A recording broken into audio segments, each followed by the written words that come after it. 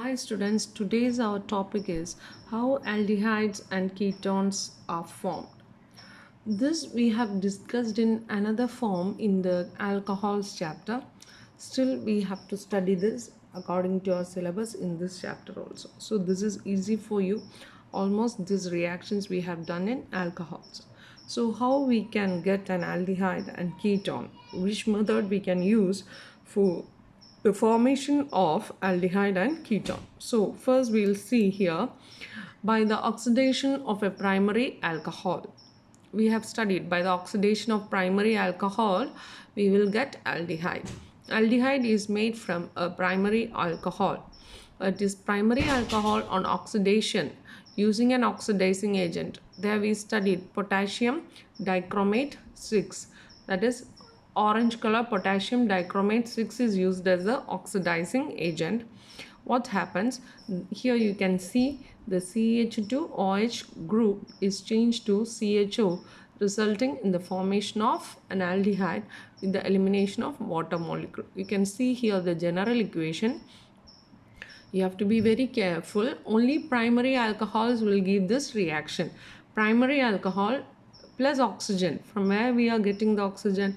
From the oxidizing agent. So what is the oxidizing agent? It is potassium dichromate 6. We'll get aldehyde and water. We can see in the next slide the potassium dichromate 6, which is orange in color, and we are using acidified potassium dichromate. Acidified means we have to add an acid, that is here we are using sulfuric acid. Now what happens, what you can observe during this reaction, the orange color acidified dichromate solution, after the reaction if an aldehyde is formed it will change to green and the dichromate ions are reduced to Cr3 plus ions.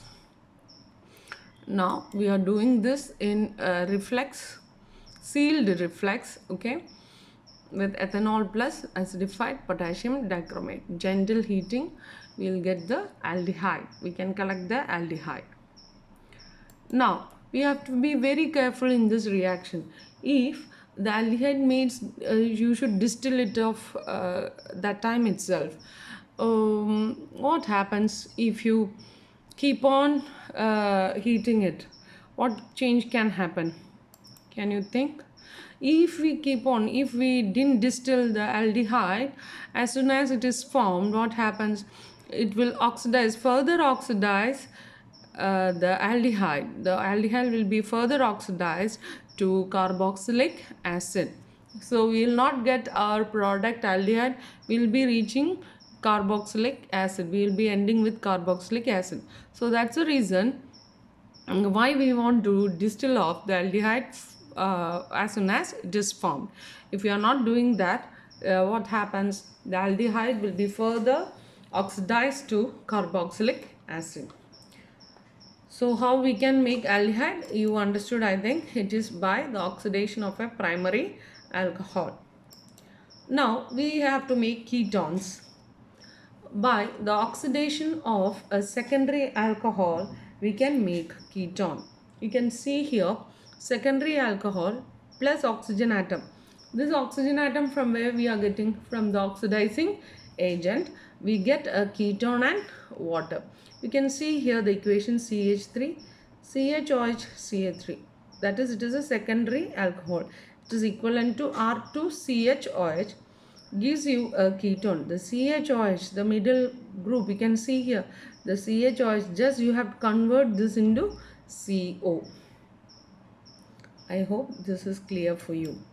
Now the oxidizing agent here also, it is potassium dichromate 6 acidified with sulfuric acid.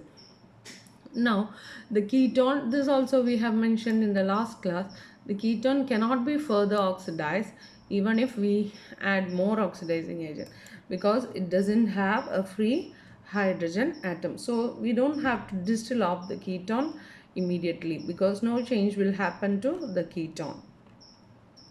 So I hope these two methods are clear for you. One is by the oxidation of a primary alcohol we will get an aldehyde, and another one by the oxidation of a secondary alcohol we will get a ketone.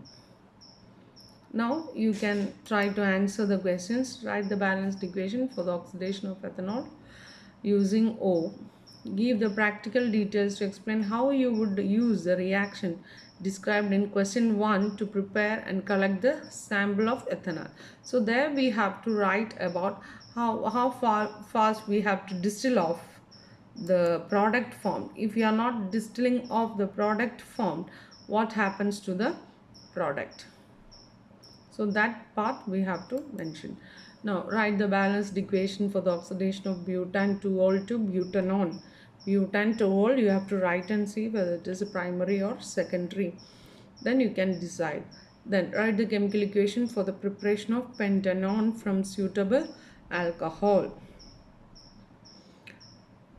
So we need pentanone, so we need a suitable alcohol for that. So you have to think pentanone means we have 5 carbon atoms.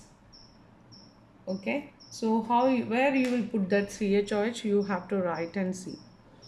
Why there is a difference between aldehyde and ketone in the response to oxidizing agents such as potassium dichromate and with acidified dilute sulfuric acid. So here you have to mention what is the change in reaction between aldehydes and ketones when you are oxidizing it with potassium dichromate. That is aldehydes. If you keep it oxidizing for a long time, it can end to carboxylic acid. But ketones cannot be further oxidized as there is no free hydrogen atom. Hope this is clear for you. Thank you.